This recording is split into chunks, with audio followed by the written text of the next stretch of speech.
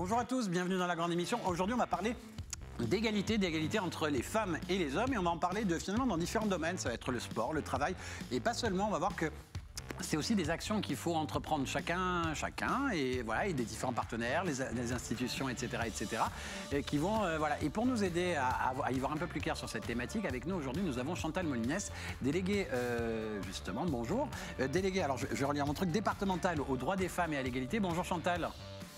Bonjour. Alors tu vas nous parler de ce club égalité qui est en fin de compte, le club égalité, on va dire la préfecture est derrière. C'est un club qui est un peu aussi pareil, un peu impulsé par l'État tout simplement, par le biais de la préfecture.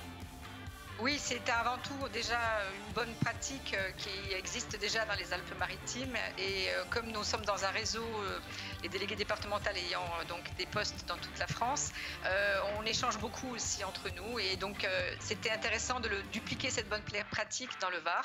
Et c'est un club qui est présidé par le préfet et animé par la déléguée départementale que je suis. Avec différentes institutions, entreprises et associations qui sont derrière, on verra ça. Et notamment tout à l'heure, on aura aussi en téléphone avec nous Evelyne Perrin, tout simplement, qui est à Pôle emploi. On l'aura par téléphone parce qu'on a un petit souci de Skype. Je ne sais pas si Evelyne nous entend. Chargée de mission au Pôle emploi, direction territoriale du Var. Bonjour Evelyne. Bonjour, contente d'être avec vous sur ce sujet magnifique. Ben, moi, ça va pas me changer. J'ai l'habitude de parler avec toi au téléphone. Ben, voilà, je ne verrai pas encore ton visage. Il faudra que je sois patient. Et puis, il ne faudra pas hésiter parce que là, dans quelques jours, c'est le 1er mai. Et finalement, avec le Pôle emploi, on va voir que vous faites beaucoup aussi, que vous travaillez beaucoup sur cette égalité entre femmes et hommes. Et que quelque part, des fois, c'est même, ne serait-ce que juste en parlant aux employeurs qui font des recherches d'emploi. Des fois, c'est tout simplement ça, par exemple. Absolument. Il est nécessaire et ça fait partie de notre cœur de mission, plus globalement, de lever tout risque de discrimination et évidemment entre hommes et femmes dans l'égalité professionnelle et notamment nous intervenons plus sur la valorisation des compétences et il n'y a pas de distinction femmes et hommes et toutes les fois où un employeur nous dit je préfère un homme, il nous est un devoir que de lui montrer toutes les qualités qui sont manifestées par des femmes autant que par des hommes. Evelyne, aujourd'hui, c'est simple. Moi j'ai fait un choix, c'est-à-dire que j'en ai une au téléphone, une en vidéo et j'en ai deux sur le plateau. J'ai fait un choix terrible, c'est-à-dire être entouré que de femmes avec Sophie Schaeffer. Bonjour Sophie. Bonjour Philippe. Toi, tu nous as prévu une chronique aussi aujourd'hui. Oui, une petite chronique. Voilà, avec l'hiver et le confinement, vous avez peut-être pris 2-3 kilos. Vous êtes remis au sport, l'alimentation, mais ça ne suffit pas. Donc on va voir finalement qu'il y a peut-être des choses à faire, des choix nutritionnels qui ne sont pas les bons et on va voir lesquels. Tu es en train de dire que finalement, c'est pas parce qu'on pratique du sport qu'on peut perdre ces 10 kilos superflus. Il faut aussi. Il faut peut-être aussi faire des petits ajustages au niveau de l'assiette, tout à fait. Bon, et puis une femme qui pourra nous parler d'égalité, tu luttes aussi un peu de ce côté-là, oui. Toi, Marianne Allais. Bonjour Philippe, bonjour à tous. Tu travailles un peu là-dessus aussi. Oui, je travaille là-dessus. J'ai mon association justement où depuis 5 ans je milite pour la place de la femme dans le sport automobile, qui justement, heureusement, a bien évolué de façon à ce que ça soit fluide. Quand on voit une femme dans les paddocks, on ne soit plus considéré comme des plantes vertes. Chantal, j'ai presque envie de te faire rebondir là-dessus. Chantal Molines, déléguée départementale aux droits des femmes et à l'égalité. Là, on parle d'une association, on parle de sport automobile. Finalement, c'est ça aussi votre rôle, finalement, c'est d'impulser aussi ces changements, peut-être même au niveau du sport, tout simplement. Absolument, puisque le club égalité donc, est une instance départementale, comme vous le disiez tout à l'heure, et qui effectivement fédère un ensemble d'acteurs et qui fédère un ensemble d'acteurs pour faire évoluer les mentalités. Et nous avons 3 axes de travail, l'orientation professionnelle, l'égalité professionnelle, mais surtout la place des femmes et des hommes dans l'espace public et le rôle de la culture et du sport. Donc forcément, c'est un axe de travail sur lequel nous planchons. C'est-à-dire que finalement, c'est peut-être impulser cette idée que tous les sports peuvent être accessibles aux hommes et aux femmes, et voilà, et je vais dire dans les deux sens. C'est-à-dire que derrière, c'est aussi de travailler sur finalement le genre aussi, et peut-être un peu les a priori ou l'image que l'on a des sports masculins, des sports féminins. Si vous voulez, les stéréotypes de genre vont effectivement attribuer des rôles plutôt aux femmes qu'aux hommes. L'idée, c'est de les déconstruire et effectivement d'ouvrir les champs du possible aux femmes comme aux hommes, que ce soit dans les métiers, que ce soit au niveau de l'accès à la culture, au sport. C'est exactement le travail de déconstruction que nous faisons au sein du Club Égalité. Et quel genre d'actions vont aller dans ce sens pour justement aider à déconstruire ces stéréotypes ? Alors, on a travaillé, bon, déjà la façon de travailler du Club Égalité qui est particulière est fondée sur le fait que chaque partenaire présent, on est aujourd'hui 23 membres actifs, vient bénévolement partager et co-construire aussi des actions spécifiques en fonction des axes sur lesquels nous nous sommes arrêtés, puisque nous avons aussi travaillé sur une stratégie. Le fait d'avoir choisi ces axes, c'est aussi à un moment donné qu'il y avait beaucoup de marge de manœuvre aussi, et beaucoup de choses à faire pour déconstruire et faire évoluer les mentalités. Donc les actions, ça va être par exemple, on a mis en place dans le cadre de l'orientation professionnelle, en lien avec des entreprises, des techniques d'animation qui se font au sein des entreprises, dans lesquels finalement on anime des cafés égalité, et ça nous permet de créer du lien entre l'entreprise qui est engagée, avec des témoignages in situ donc, et sur site au sein des entreprises, et ça nous permet également de faire venir des publics divers et variés qui sont soit à la recherche d'un emploi, soit à la recherche d'une reconversion professionnelle. Et en fait, entre l'animation qui est particulière et la valeur témoignage, l'engagement et aussi l'échange, eh bien effectivement, ça concourt aussi à déconstruire et puis surtout à ouvrir les champs du possible pour tous ces publics. Août 2014, il y a quand même une loi qui a été justement instituée justement pour cette égalité femmes-hommes. Et pourtant, vous en êtes encore aujourd'hui, on est tous encore en train d'essayer de déconstruire ce stéréotype. C'est-à-dire que c'est quelque chose de lourd et de difficile. On le voit bien déjà dans les différences salariales, on en parle souvent. Mais je regardais une petite étude tout simplement, c'est-à-dire que quand on regarde juste dans la région PACA, c'est-à-dire que la moyenne annuelle des salaires des femmes est à peu près autour de 23 000 €. La moyenne des hommes annuelle est autour de 29 000 € par an. Donc déjà, on le voit dans les différences finalement de la moyenne qu'on arrive à avoir déjà. Oui, absolument. Donc, si effectivement vous parlez de statistiques, puisque c'est un sujet éminemment d'actualité, par exemple les métiers informatiques et du numérique, où on sait que nous, on sort au niveau du service central, on sort les chiffres clés de l'égalité qui sont d'ailleurs accessibles à qui veut bien les trouver, puisqu'ils sont sur le site de notre ministère. Et par exemple, on sait qu'on a 2,3% de filles en fait dans ces métiers, contre effectivement une présence d'hommes qui est beaucoup plus massive. Donc, l'idée, c'est du Club Égalité, c'est aussi, comme je vous le disais, de déconstruire tout ce qu'il faut déconstruire et de s'atteler à la fois à la question initiale de l'orientation professionnelle. C'est pour ça que l'Éducation nationale donc, est partenaire du Club Égalité, mais également de pouvoir sensibiliser aussi les employeurs. C'est ce que nous faisons dans le ZEMAX. On avait créé par exemple le forum mixité, donc c'était en 2019, où effectivement on avait aussi le même type d'exercice avec effectivement un format différent. Mais l'idée, c'est vraiment de travailler sur la déconstruction des stéréotypes de genre. Finalement, vous allez automatiquement travailler sur cette orientation professionnelle tout au long de la vie aussi. Et comme tu le disais, c'est-à-dire que même pas 3% de filles dans le monde dit informatique, etc. C'est aussi des freins qu'elles ont finalement dès le plus jeune âge. C'est des professions auxquelles ne pensent pas, auxquelles ne pensent pas s'orienter. Donc c'est aussi leur donner l'opportunité aux filles et aux femmes finalement de s'ouvrir à ce genre de profession. Absolument, absolument. Et je voulais également dire que dans le cadre de la place des femmes et des hommes dans l'espace public, on a travaillé aussi, justement, parce qu'on a des partenaires divers et variés, comme je le disais, on a un facilitateur qui est le Liberté Château-Vallon, qui est lui-même en fait déjà extrêmement engagé sur effectivement l'ouverture des consciences. Et on a travaillé sur un appel à projet qui s'appelle les Pépites citoyennes, pour également récompenser les femmes et les hommes qui, dans leur quotidien, participent aussi à finalement faire avancer cette égalité pour qu'elle soit enfin réel en fait au plus près des publics. Donc c'était l'idée aussi de cet axe de travail, et cet appel à projet nous a permis de distinguer des personnes qui effectivement par leur action, c'est l'action citoyenne aussi, qui effectivement concourt à faire avancer et faire évoluer les mentalités. Mais le travail de déconstruction, il est long, parce que faire changer les mentalités, c'est quelque chose qui prend du temps. Du coup, effectivement, il faut toujours être mobilisé et actif. Tu le disais, ça prenait du temps, et je vais peut-être passer la parole à Evelyne Perrin. Je repense, moi, et on a eu l'occasion d'en parler déjà avec Evelyne Perrin, c'est-à-dire qu'au moment où on a autorisé, ou en tout cas on a voulu que les femmes puissent voter, à l'époque on disait qu'elles étaient un peu légères, elles pouvaient s'occuper de choses légères, elles étaient plutôt, on va dire, des femmes dites décoratives, et qu'elles ne pouvaient pas prendre de place dans la politique.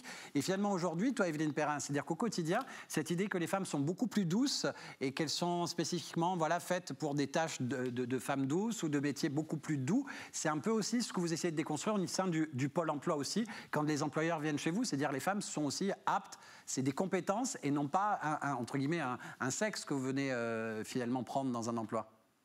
Absolument, et pas que les employeurs. Et je voudrais rejoindre tout ce qui a été dit par Chantal, et j'ai le bonheur de faire partie au nom de Pôle emploi dans le club égalité sur l'atelier égalité professionnelle, bien-être et performance au travail. Et quand on dit bien-être et performance, ça fait le lien avec les interlocuteurs qui se sont déjà présentés sur le rôle éminemment important de l'éducation, la culture, le sport et bien sûr le professionnel, parce que c'est un travail de longue haleine, on l'a tous dit, c'est pas d'hier, ça doit continuer. Je trouve, comme l'a dit la collègue dans le sport automobile qui disait qu'on a bien évolué, il y a encore du travail. J'ai envie de reprendre ce leitmotiv pour dire on a bien évolué, mais il y a encore beaucoup de travail pour cette déconstruction et ça passe même aussi, alors bien sûr on a un travail à faire et on le fait systématiquement auprès des entreprises. Alors on a d'autant plus, alors il faut faire attention au côté pervers de l'utilisation de ce terme, mais néanmoins il peut être utilisé constructivement. Vous le savez, vous avez tous entendu parler des métiers en tension. Eh bien, quand une entreprise a un besoin qu'elle n'arrive pas à satisfaire, c'est aussi l'opportunité de lui dire, mais vous voulez spécifiquement des hommes. Parlons de compétences. On a des femmes, des jeunes femmes qui ont envie, qui sont motivées pour aller vers vos métiers et qui ont des compétences transversales. Je pense justement, quand tu es en train de parler de ça, Evelyne, je pense notamment au métier, par exemple, de chauffeur dans les transports en commun. C'est-à-dire qu'aujourd'hui, on voit beaucoup de femmes, et c'est-à-dire que c'est du travail aussi que vous avez mené aussi pour amener les femmes à ce genre d'emploi. Absolument, et conjointement, et c'est un travail qui ne peut pas se faire seul, c'est une évidence, mais j'ai besoin de le dire, c'est tout le fruit, moi je qualifie de partenariat actif et constructif. Ça se fait avec l'entreprise, on prend le transport en commun. Ils ont accepté de dire, bah oui, comme on ne trouve pas de chauffeur, on peut essayer. Mais après, il y a les femmes qui voulaient bien y aller, mais elles disent, attendez, moi j'ai une vie de famille, je ne peux pas déconstruire ma famille au profit du professionnel. Les uns et les autres ont fait des efforts pour s'adapter, soit au niveau des horaires, soit au niveau des contraintes. Et aujourd'hui, on a des entreprises du transport qui disent mais c'est un vrai plus parce que quand on confie un quart de plusieurs millions d'euros à une femme, on s'aperçoit qu'il y a une minutie, il y a une précaution, on a moins d'accidents. Et après, il ne s'agit pas de faire des, comment dirais-je, des caricatures, ou en tout cas de ranger les gens dans des cases. Voilà, merci. Mais on voit, Chantal parlait du numérique, on voit que dans le numérique, il y a une majorité d'hommes, tant dans les formations que dans les emplois. Mais ça part de loin, ça part de l'éducation, où on a dit aux filles, métier scientifique, maths, c'est pas franchement pour vous, plutôt littéraire, culturel. Très bien, sauf qu'aujourd'hui, on s'aperçoit, et heureusement, l'évolution des mentalités, l'évolution de l'éducation et parentale et nationale, fait que, et puis les jeunes eux-mêmes, on parle de génération X, Y, Z, qui ont envie de s'émanciper, et ces jeunes femmes qui ont envie de voir autre chose, nous devons, et notamment acteurs de l'emploi, leur ouvrir des possibles avec tous les acteurs qui sont ici autour de cette émission et tous les autres pour qu'on leur offre des possibles et de leur dire « et pourquoi pas ?» Et qu'est-ce qui vous en empêche? Et quand on fait du conseil en évolution professionnelle, notamment auprès des jeunes femmes et des femmes, parce que nous on a plus un public d'adultes que de jeunes, elles se disent « ouais mais ça c'est pas pour moi ». Qu'est-ce qui fait que c'est pas pour moi? Qu'est-ce qui vous amène à dire que c'est pas pour vous? Et du coup on les amène à voir toutes les compétences, les qualités, les aptitudes qu'elles ont, qu'elles n'osaient pas se révéler par pudeur, par éducation, Evelyne, en se disant après tout pourquoi pas. Evelyne, tu donnes envie de réagir à Marianne. Oui, moi je rejoins un peu ce que justement ces femmes ont dit. Après, moi qui milite aussi pour ça, depuis 5 ans, mais depuis un petit peu plus longtemps, parce que j'ai vécu ça quand je faisais du foot, j'étais dans les premières filles à faire ce sport de garçon. Je pense qu'aujourd'hui, c'est aussi un problème de communication. C'est-à-dire que moi qui travaille dans le sport automobile, il y a énormément de métiers qui sont aussi bien pour les garçons que pour les filles. Par contre, dans les écoles, par exemple, de mécanique, il n'y a que des photos de garçons. C'est bête, mais je pense qu'aujourd'hui, il y a peut-être quelque chose à faire en termes de communication et à mettre peut-être plus des femmes avec des hommes en avant sur certains métiers pour les ouvrir. Après, c'est aussi de l'éducation, c'est-à-dire que on ne changera pas les gens qui ont une cinquantaine d'années. Dans la chaîne de changement d'évolution, c'est même au sein de l'éducation nationale qu'il faut aussi changer le regard. J'ai souvenir d'avoir croisé une fois une CPE qui disait à une élève qui voulait faire justement de la chaudronnerie « mais tu ne vas pas faire ça, tu es une fille ». Donc, je vais repasser la parole tout de suite à Chantal. Chantal, tu as eu envie de réagir, je l'ai entendu. Oui, oui, en fait, parce qu'en fait, on est arrivé tout de suite sur le Club Égalité, mais je voudrais rappeler quand même que on travaille sur une politique publique qui est interministérielle, qui est celle de l'égalité entre les femmes et les hommes, et que c'est une politique qui fonctionne de deux façons différentes.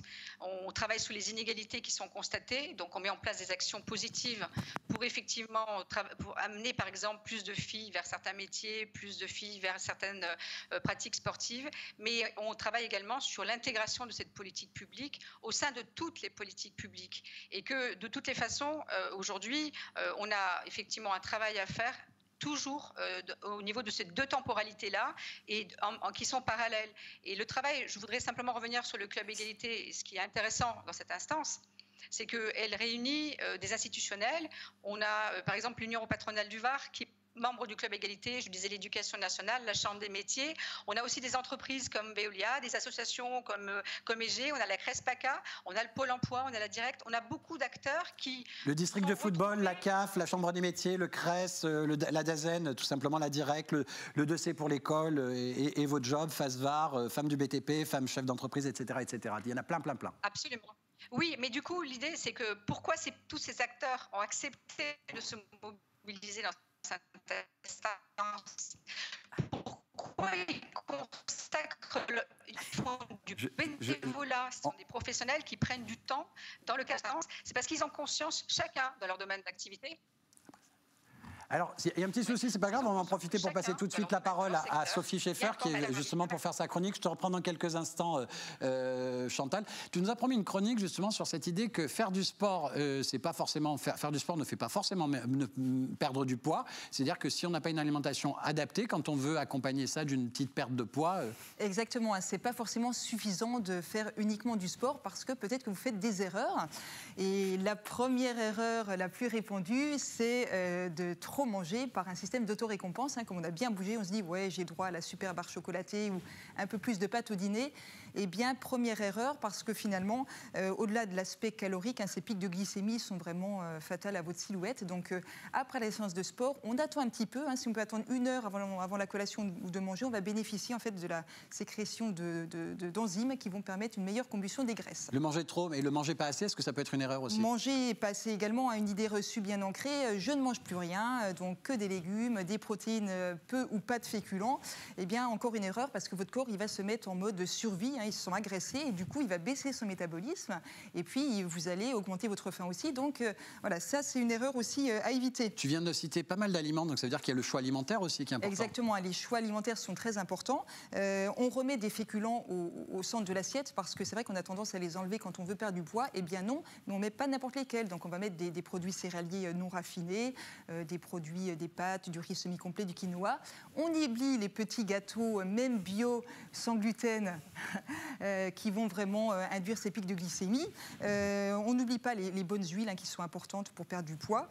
Bref, on zappe la formule sandwich, pas de part de tarte et soda au déjeuner. Et je veux dire, cette année qui vient de passer nous a appris aussi peut-être à savoir faire du sport chez soi. Exactement, avec le confinement, beaucoup ont entrepris peut-être de prendre du coaching ou des séances en visio. Alors ça peut être une bonne idée, mais ne mangez pas n'importe quoi. Donc privilégiez donc un bon petit-déj déjà, parce qu'on commence la journée, on a sa journée avec le petit-déj qu'on prend. Donc des protéines au petit-déj. À midi, vous prenez une pause déjeuner équilibrée avec des légumes, une protéine. Une collation avant le sport, ça peut être une poignée, 30 grammes d'amandes. Et puis après le sport, on privilégie quelque chose de récupération, donc une base de légumes. Et puis pourquoi pas un profil végétarien, ça peut être intéressant, avec des lentilles ou des patates douces, des produits à index glycémique bas. D'accord, pour trouver le poids dit idéal. Exactement, tout à fait. Parfait, ok. Un petit bonus peut-être? Alors, avec des sortes de compteurs, parce qu'il y a toutes ces applications, j'allais dire, de compteurs de calories. De plus en plus de personnes, dont mes collègues à la pharmacie, que je tague gentiment. Parce que on rappelle que tu es pharmacienne et micronutritionniste. Voilà, exactement. Alors, additionner les calories ingérées, de mon point de vue, c'est pas forcément un bon calcul, même si ça peut informer sur certaines choses, parce que savoir qu'un millefeuille, c'est 500 calories, alors que vous suivez un modèle à 2000 calories par jour, ça peut quand même un petit peu attirer l'esprit, mais on tombe souvent, voilà, ces personnes, on risque de tomber dans l'ultra-contrôle et ça va générer des troubles du comportement alimentaire. Donc attention. Finalement, ce n'est pas les calories, mais plutôt les aliments qu'on ingère qui sont Exactement, importants. parce qu'à calories égales, je veux dire, 100 grammes de roquette, 100 calories de roquette, c'est pas pareil que 100 calories de tiramisu. Tout ce qui est gras et sucré, finalement, est dense en énergie, mais pauvre en micronutriments. Il faut comprendre que ce sont ces micronutriments qui vont vous permettre aussi de maigrir. Donc attention, de mon point de vue, il vaut mieux essayer de faire comprendre ses choix alimentaires et de manger équilibré. Et les aliments plaisir, aucun souci s'ils sont mangés avec faim, avec plaisir et en respectant sa satiété. Le mot équilibre, il correspond totalement à la thématique du jour, merci, qui est l'équilibre entre femmes et hommes. Et j'ai envie de te faire rebondir, Chantal. Vous avez tourné, là, jusqu'au mois de janvier dernier, des mini-films, des mini-spots, etc., avec une comédienne, Héloïse Mercier. Et ça sera diffusé dans les semaines, dans les mois qui viennent, justement, une campagne, finalement, de sensibilisation. Oui, en fait, comme je le disais tout à l'heure, donc les ateliers produisent des réflexions. Les réflexions conduisent à mettre en place des actions dans le cadre d'un plan d'action. Donc les pastilles vidéo, effectivement, ont été tournées. On est en plein dérochage et effectivement vont contribuer donc au lancement d'une campagne de sensibilisation qui aura sans doute lieu à la rentrée prochaine, puisqu'effectivement on est en train de travailler sur le dérochage et le montage. Parfait. Je vais laisser un dernier petit mot de conclusion peut-être aussi à Evelyne. Evelyne, s'il fallait dire un dernier petit mot, et notamment surtout des actions que vous menez au sein de Pôle emploi, finalement, c'est de la veille peut-être permanente qu'il faut avoir.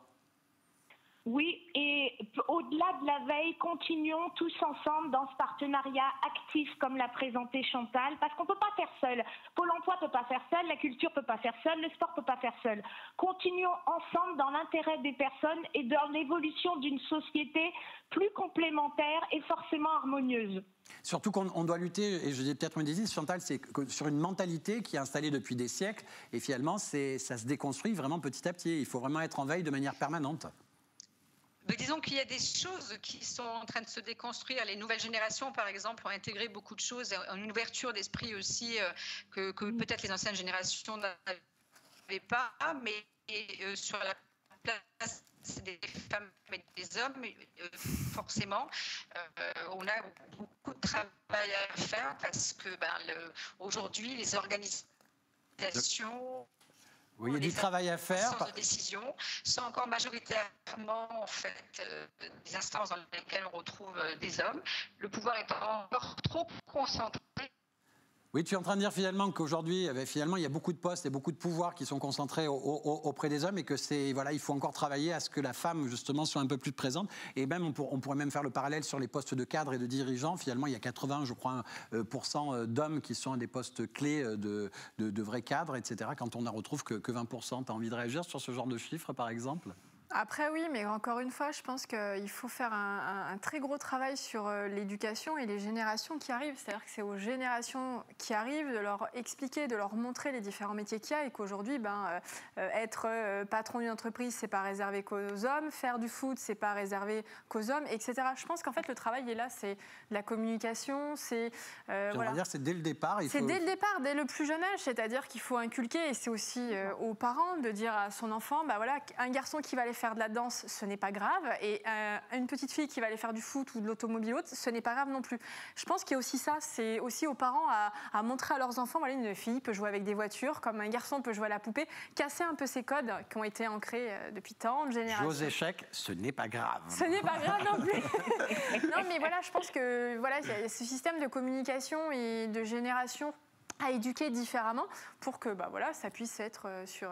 En tout cas, bravo à toi aussi, Evelyne, puisque c'est un peu sur ce sur quoi vous travaillez aussi à Pôle emploi. Et ce que je comprends, finalement, c'est ouvrir aux gens la possibilité de postes et de possibles auxquels ils ne pensent pas, que ce soit femmes, hommes, finalement, et peut-être aussi aux entrepreneurs, de leur ouvrir peut-être la possibilité de prendre des femmes quand ils pensent spontanément hommes et vice-versa, je pense. Et absolument, et je voudrais rejoindre absolument ce qui vient d'être dit, parce que à Pôle emploi aussi, tant au niveau national que décliné au niveau local, nous présentons de plus en plus des vidéos sur des métiers entre guillemets dits masculins, des vidéos avec des femmes, des jeunes femmes qui exercent ces métiers. Et je rejoins une personne qui a dit la communication, quand on voit encore des affiches sur des métiers dits masculins avec des hommes, ça ne va pas changer la ça donne pour les jeunes femmes ou les femmes qui ont envie de s'orienter vers ces métiers. Et il est vrai qu'aujourd'hui, on est dans un monde de plus en plus visuel en termes de communication et on doit poursuivre cet effort pour montrer que des femmes peuvent accéder à ces métiers entre guillemets dits masculins. Et on s'y emploie déjà depuis un certain nombre d'années, mais il ne faut pas lâcher, surtout pas. Bon, en tout cas, merci Evelyne Perrin, merci à Chantal aussi Molinès. Et comme vous avez vu aujourd'hui, au niveau image, je n'ai mis que des visages féminins, j'ai même mis des voix féminines, donc j'ai fait ce que j'ai pu, quoi. Et merci Chantal d'avoir été avec nous et peut-être à bientôt sur une autre thématique, puisque finalement, j'allais dire la préfecture et j'allais dire en tant que délégué départemental aux droits des femmes et à l'égalité, il y a des tas de thématiques complètement variées et vastes dans notre quotidien grâce à vous. Oui, Philippe, peut-être aussi rappeler que pendant la crise sanitaire, les femmes ont été aux avant-postes de beaucoup de métiers qui ont été exposés, puisqu'on les a retrouvées dans l'aide à la personne, on les a retrouvées majoritairement, elles sont 83%, on les a retrouvées aussi dans les EHPAD, on les a retrouvées également dans au niveau des métiers du soin, les médecins, et de dire qu'effectivement, elles sont une plus-value de la société et que, je le dis et je le répète, Facebook, pour une nouvelle génération, on a beaucoup de travail. Droits des femmes, égalité VAR, où on retrouve pas mal d'infos, d'actions, de structures, d'associations, etc. Je vous remercie à toutes les deux, Evelyne et Chantal. Alors, je remercie le duo du plateau, Marianne et Sophie. Je vous embrasse à tous. Et puis, bon, allez, va, spécialement pour les femmes. À très bientôt. Au revoir.